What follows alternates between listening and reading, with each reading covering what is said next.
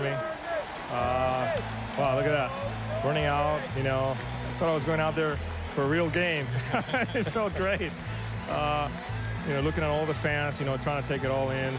It was just an amazing moment, and one of the greatest moments of my life, definitely. Now, obviously, you know, I spoke to you before the game, and you thought about how it was going to be. Did it exceed your expectations? Absolutely, yeah.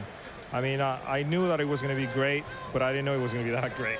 And just watching all the fans, you know, rooting for me for a long time, you know, I almost got tired of raising my hands. You know, it was just amazing, and it got very emotional. You're not an outgoing guy. You keep things to yourself, and you're standing out there and an entire crowd of 55,000 showering love on you. Well, what are you thinking in that moment? I mean, what's going through your head?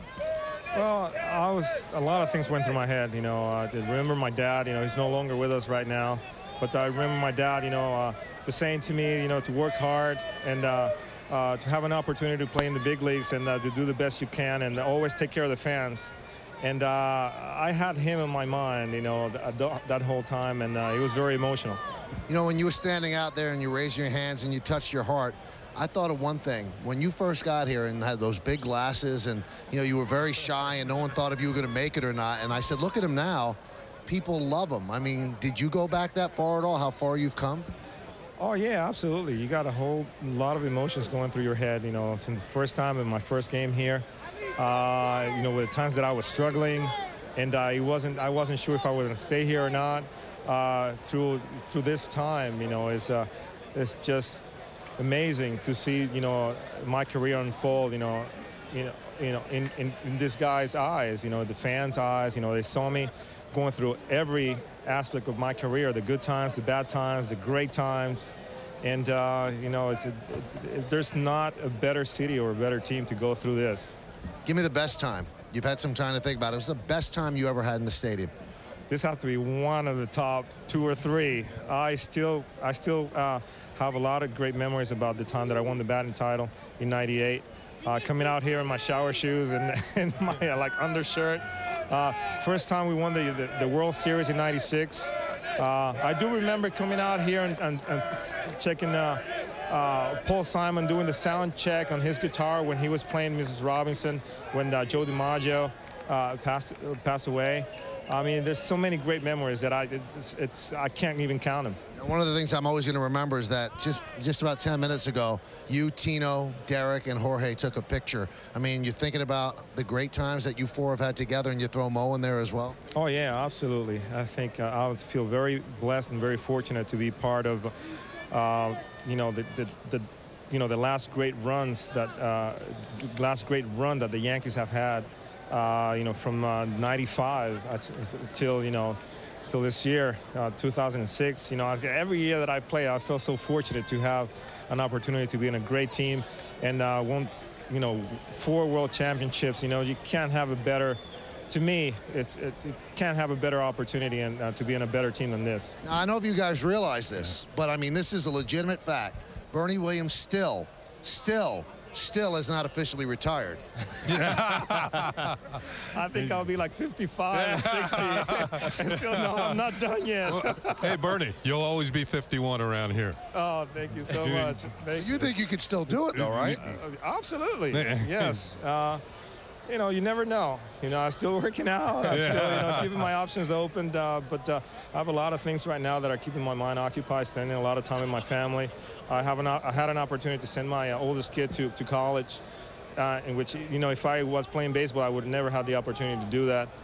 It's a lot of things that I'm doing that I didn't have the opportunity when I was playing. So put everything, you know, in perspective and see what happens. Bernie, you made this a really special night. You waited 2 years to come back. It seemed like you timed it perfectly. Yes, I did. That was always my virtue. Always coming on time. Yeah. never too early, never too late. Always on time. Congratulations, Bernie, and really, it must be a beautiful evening for you. And we thank you for coming on with us. Oh, thank you. It was a pleasure for me. Thanks, Bernie. It was great. Yeah, Bernie, thanks. Great to see you. And you win over the course of the past week. We've heard a lot of reminiscing from manager Joe Girardi about what this means to him. And just a few moments ago, he spent time with the media and talked even more about it. Joe, was there the overflow of adrenaline? Did it simmer down any time during the game tonight? No, you know, it was a tight ball game, and obviously it was an exciting ball game, and You know, we get the big 3-run homer by Johnny Damon early in the game, and it kind of got us going. And just to watch the guys performing tonight, you know, guys like Derek and Andy and Mo that have been here over the years, I mean, it was tremendous. And I was most impressed by Derek's speech tonight. I don't know how you could do it any better than he did it. And it's just the kind of guy he is.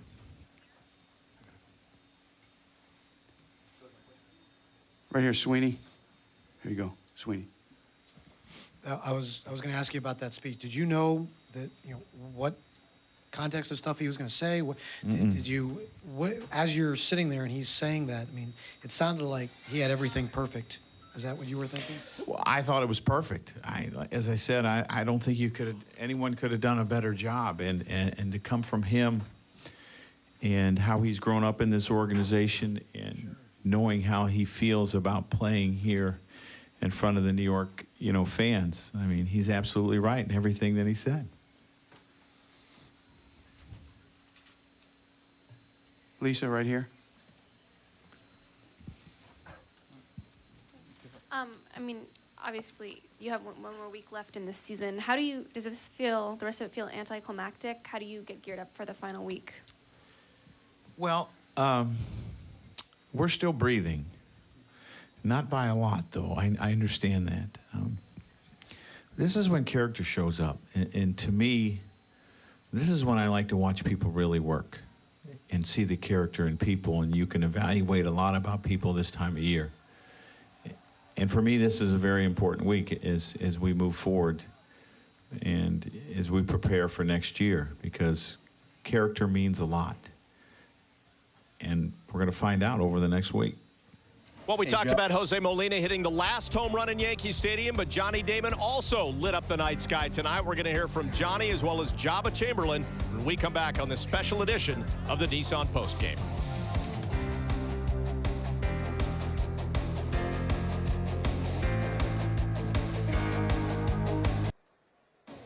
Messina was in the bullpen for the Yankees tonight, but he was unavailable. He was too busy playing in the dirt, collecting some soil samples, apparently, with his kids, his boys out there for posterity reasons, and some great souvenirs, and we've seen a lot of players doing that tonight. Good to have you back once again on this edition of the Nissan Postgame. Again, not limited to Mike Messina. Plenty of other players have been taking dirt, like a young boy playing in the dirt. Joba Chamberlain did that as well, and Michael Kay had a chance to talk to him about that a short while ago. Joba, you got a little cup of dirt there. I think you got to have more than that. Yeah, I'm going to go get more in a second. I had to rush when we were taking pictures, but yeah, I'm going to definitely get some more. You're so young, and, you know, you were here last year. This is your second season. What does this mean to you? I don't think I can put it into words yet. Just from being in this game and seeing all the guys that played in it, and then listening to Derek and everything that he said, you know, you can't put it any better. Derek is a great leader, and all these guys are great leaders for all of us. And to look at those guys and see how they perform and see how they act and conduct themselves, we can only, as the younger guys, look up to them and try to continue that success. I saw you watching intently during the pregame ceremonies. It looked like you were trying to soak it all in. Yeah, you don't really notice that this is going to be the last day that you're going to do this. And I got the opportunity to come out of that bullpen one more time and hand the ball off to Mo, and that was something that was very special to me. And, you know, seeing all the guys that were here to come back and the pride they wear this uniform with, you know, I get goosebumps every day. How important was it for you? I saw your dad before the game. He said, I'm going to have a great time tonight. You pitched in the last game at Yankee Stadium. Your dad's here to see you. Can you sum it up? You know what? It's I don't think I could write it any better than this, the way it's gone in the last year and a half. And just to have my dad here and to share the things that we've shared in the last year and a half has been awesome. And, you know, he's here watching me, and, you know, I love him to death, so I'm glad he's here. Go get some more dirt. Yes, sir. Thanks a lot, Joba. That's Joba Chamberlain. Back to you guys. All right, so there's Harlan Chamberlain right now. He's on the field. They're still celebrating. A lot of the players are still out here. And, you know, it's a little different perspective, Michael, tonight, because normally it's the fans saluting the stars and the players on the field. And The post-game celebration tonight began with the players saluting the fans. Yeah, it was pretty neat, and I think that in saluting the fans, they were saluting pretty much the ballpark as well. I mean, because I think they connect both of them. This ballpark's so special, all of these players, and I think a big reason that this ballpark is special is because of the fans and the energy that the fans give, and obviously the legacy of the ballpark as well. I think there were so many emotions going on throughout the whole day: sadness, happiness, celebration, somber, whatever the case may be. And I think that Derek caught that all in that speech that he made on the mound. I thought that was pretty well done. Now, Kenny, you said it was starting to strike you when we started this post-game show. The melancholy feeling was starting a little bit for you. During the day, you know the game is coming up. Of course, you want the Yankees to win the last game. They got that done. And then when it comes to our post-game ceremonies here, you began to hit you that this is going to be the last time you're going to be in this ballpark. And, Michael and I have been coming here for many years. Me even longer than Michael, going back to the 60s, and to think that this is going to be the last time I'm going to be in this ballpark. It's a place when you're a youngster, time seems endless when you're young. But as you get older, you can see things changing. And now, finally, Yankee Stadium is going to change, and they're going to have a new park across the street. Are you feeling that same way as well right now? You know what? It's hard for me to put into words what I'm feeling. I mean, I'm not sad, but it is a little bit sad, if that makes sense. I don't feel like I'm going to cry or anything, because there are, certainly more important things in life. You lose a parent or something like that. Those are the things you cry over. But this is obviously, I don't think it's a happy time. People want to celebrate what this ballpark's about. And I think Kenny just said it well. When you're young and you start going to baseball games, and I was here for the first game ever in 1976. I was 15 years old. You know what? You don't see the finish line. You don't even think the finish line exists. And all of a sudden, and there's Mariano scooping up some dirt on the mound. But, now you do see the finish line. You see the finish line in life, and now you're at the finish line for this ballpark. So there's a certain level of sadness attached to it. I think when you talk to Mariano, he was almost in earnest, saying, oh, I'm getting something. And he's busy doing that right now. Who knows what else he'll remove from Yankee Stadium. But who knows what Johnny Damon will take, if anything. Maybe we'll find out as he talks to Kim Jones. Let's listen. Johnny, how do you put a night like this into words? Well, I think this might have been one of the most nervous you can be going into a game. I mean, the last game here at Yankee Stadium, and hopefully we have a few more, but we definitely have to win out, and the Red Sox lose out. But going into this game, we knew it was a must-win, and going down 2-0 early, we knew we needed a big hit, and fortunately, I was able to get one, and then Molina with the last home run here. I think, there's a guy who's worked his tail off all these years. He's a great game caller, not really known for his hitting. He's going to go down as a guy who hit the last home run here. It's got to be pretty cool for you, though, to hit a 3-run homer. No, anytime you hit a home run, it's pretty cool. But, this is something that I'm always going to remember. I mean, I've had great memories here, back playing with Kansas City, my first playoff appearance here when I played with the A's, obviously the time with the Red Sox, and, my playoff experience here with the Yankees, coming up with some big home runs and getting 6 hits here at the stadium. But finishing off the last game here, I think, is probably that's at the top. You were as close on the field to Bernie as anyone during pregame. What was that moment like? Well, I had no idea what was going on. I mean, that's why you guys saw me run out on the field about 15 seconds late.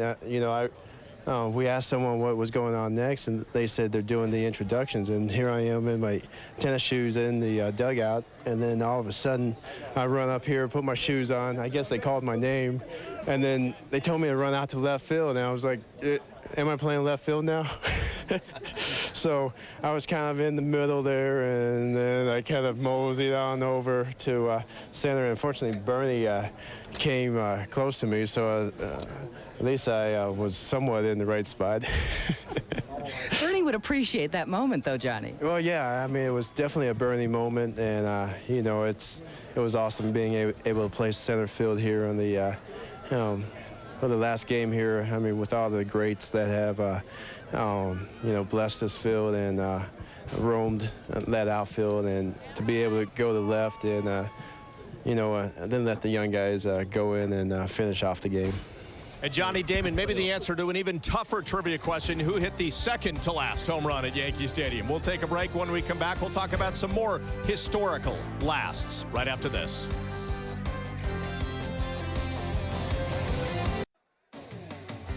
And we welcome you back once again to Yankee Stadium. Our post-game coverage continuing here on this special edition of the Nissan Postgame. Well, we've talked about a lot of great memories as we are now 4 wide. Kim Jones joining us now. And I guess you guys can play along. A little bit of trivia here as we go through it with the viewers. The lasts here at the stadium. Let's talk. We've already talked about the last home run. Let's take a look at that. Coming off the bat of Jose Molina. This a 2-run shot in the 4th inning. A decisive blow. Most people thought it would be Alex Rodriguez or maybe Derek Jeter, but Jose Molina gets it. Now, last strikeout. Anybody want to take a shot at it? Joba? Yeah, well, the video came up right when you said that. Aubrey Huff, he strikes him out. So Joba gets in the game, gets his piece of history. Last hit, Jason Giambi off Jamie Walker. Well, this isn't a classic hit, but it's definitely a hit in the books as the Orioles, kind of foul that one up. But Giambi will take it. The last hit ever at Yankee Stadium. So what a great moment for Jason Giambi. And then wrapping it all up, we knew that Mariano Rivera was going to get in the game, Kim, and there he is getting the last out. Yeah, and how fitting is that? That went according to script, and Brian Roberts made the last out. Brian Roberts told me before the game, I've never been to a World Series. This is my World Series. It meant something to everyone in this park tonight. It's amazing. And also the Molina home run, which is interesting, and they're all the last. In the old Yankee Stadium, Duke Sims, a catcher, hit the last home run. That was for the Yankees, and now Jose Molina, a catcher for the Yankees, hits the last home run. And, the last win goes to Andy Pettitte. This has to feel terrific for him because he struggled lately, hasn't won since August 20th, but what a way to wrap it up. Well, Evian's record is 14-14 now, and he'll probably get another start and a chance to get back over 500 as the Yankees go out on the road. I'm sure that Andy had a lot of emotions coming into tonight's game, and to get the job done with the help of the bullpen and put this last game at Yankee Stadium in win column, that's just the way it's supposed to be. Well, we talked when the celebration began about the players thanking the fans. Well, the fans also want to thank the owner of the team, George Steinbrenner, as we take a look at the stands. Just a simple note, but it says everything about what he's done for this team, the way he's reinvested and constantly, Kenny, put a winner on the field. Well, that George is all about winning. He knows he has a great franchise. He's always mentioned it. That New York City is the best city in the world, and they deserve a good team. And each and every year he went out of his way to try and make that happen. The Yankees would get to the World Series. And there are other owners around baseball, I feel, just maybe don't have quite that desire, but it's all about winning for the Yankees, and George has certainly been a big part of it since the early 70s. Well, the commitment is there every year. The commitment was there this year as well, Michael. It didn't work out, or at least it looks that way, that it won't work out, but you have to figure they'll retool next year and be right back in it. Absolutely, and I think one of the good things that happened tonight was that the Yankees didn't lose this game, because it would have been the last game and they would have been eliminated. So this way they stave off elimination, and they'll be off tomorrow. They could be eliminated tomorrow. All the Red Sox have to do is win one game. But you're right. This is a situation where it's not a couple of holes they have to spackle up. They've got to do a lot of things on this team. They've got to get starting pitchers. They've got to change their offense around a little bit. There are very few sure things. One of them's Jeter. One of them's Rodriguez. Probably another one, Xavier Nady. I don't know how many other sure things there are. Posada's going to be behind the plate when he's 100% healthy, but there's a lot of guys. Last year, their deals, option years, Pettitte, Messina. I think there are going to be a lot of changes on this team, and the Yankees are not going to be shy about spending money. Remember, $80 million coming out the payroll. I wouldn't be surprised if that goes right back on the payroll to bring new players in. Kim, you were part of the celebration on the field in terms of interviewing players. You actually followed Andy Pettitte to the outfield and did that interview. Chased him down. Right, exactly. What was it like in the clubhouse, though? Was there a similar kind of energy and thing going on in there? There is. I think these players, though, are so grateful to the fans for so many reasons. But one of them is they know they've disappointed them this year for the most part. And I think they are so grateful that they have hung in there. This homestand's been remarkable in terms of attendance and enthusiasm, and there were personal milestones accomplished, but team-wise, this has not been the year anyone expected or wanted. So I think they are very grateful that these fans have been so loyal down to the end, literally down to the last out. They were here. And again, they're not mathematically eliminated, but this night, Michael, kind of goes hand in hand for a player like Derek Jeter, who has never missed the postseason. Now it's a sort of his last game here, and he's going to face something in a day or a week that he's never faced before. October. That's pretty amazing. And when the schedule came out last year and we saw the Yankees were going to play the Orioles on this Sunday, they said, well, that'll be the last regular season game. Nobody thought that this was going to be the last game at Yankee Stadium. It turned out to be that way. Maybe it's a little more fitting because everybody knew today that this was it, because it would take an unbelievable run and an unbelievable drop by the Red Sox, and neither is really going to happen. And the bottom line is, the final year at Yankee Stadium, they are not going to go to the playoffs. So that's a little bittersweet, I think, for the fans and for the players as well, because I think that the players on this team, and I know Joe Girardi definitely wanted to end this stadium's run with at least a playoff run, and that's not to be. But they are at least finishing strong. This is a very big homestand, and they lost 2 games. I think they were 8-2 on a 10-game homestand, so they went out in style that way. Yeah, it did. It changed the vibe almost at the end of the season. No, it's not the season's end, but the end of the regular season here at Yankee Stadium, that they went out on such a winning roll. Well, you know, when the Yankees playing well, and one thing that happened during this homestand that I saw, they got some clutch hitting, they got some decent pitching, and I think if they continue to play this way on the road, it gives them some momentum and something to think about over the winter. Everybody should look in the mirror during the winter. They know they didn't make the playoffs this year if it doesn't happen, and you should think about, what can I do as a player or a coach or a front office person to make this team better over the winter so they can get back to the playoffs next year. Kenny, I'm going to look in the mirror all winter. Well Good luck with that. Isn't that always your off-season regimen? It's all about Michael. We'll talk to you in 7 years. Oh, wow. Nice. All right, well, we'll see how many times he picks up the mirror during this commercial break. We've got to take one, but when we come back, some final thoughts and some final images here from the last night at the current Yankee Stadium. Stay with us.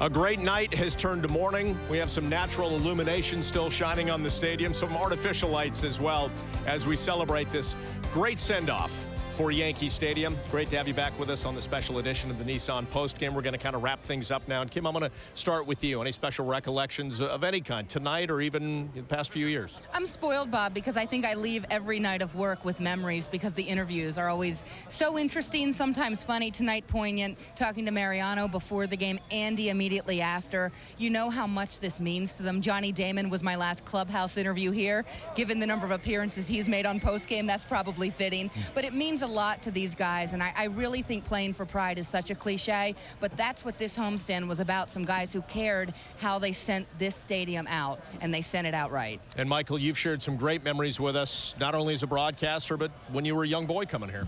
You know what? I'll make it more of a personal issue for me. I look around here, and, you know, Buck Showalter used to describe these lights at night games. He'd come out and sit in the dugout after a game and say there's a halo effect.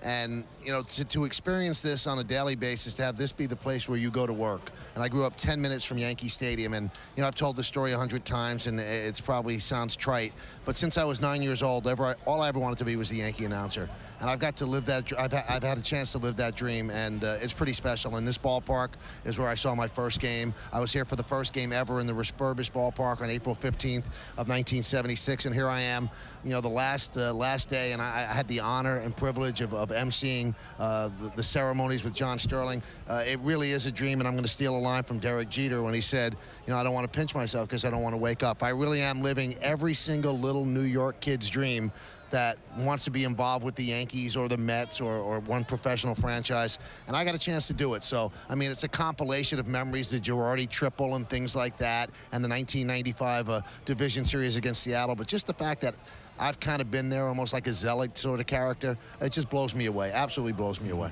Kenny, you too have so many memories. Yeah, when you think about it, Bob, personally for me, I remember what came on the video board tonight, and it went all the way back to the beginning of the Yankees. And I think for the generations of fans that were here tonight, you saw young fans, you saw older fans, you saw very young fans. And I think for me personally, as you watch the video board and then you got to the generation that you recognize yourself. And for me, that's the Mickey Mantle generation. And those players back in the 60s, there were some great teams, particularly the 61 team. And those are the guys that made me want to be a baseball player. You know, watching Yankee baseball from Yankee Stadium on TV. As Michael grew up 10 minutes from here, I grew up about a half hour from here. So I got to come to the stadium quite often. And just to see those generations move along. And then finally, the Yankees of the 90s got the biggest celebration tonight from the fans because they're the freshest in the fans' minds.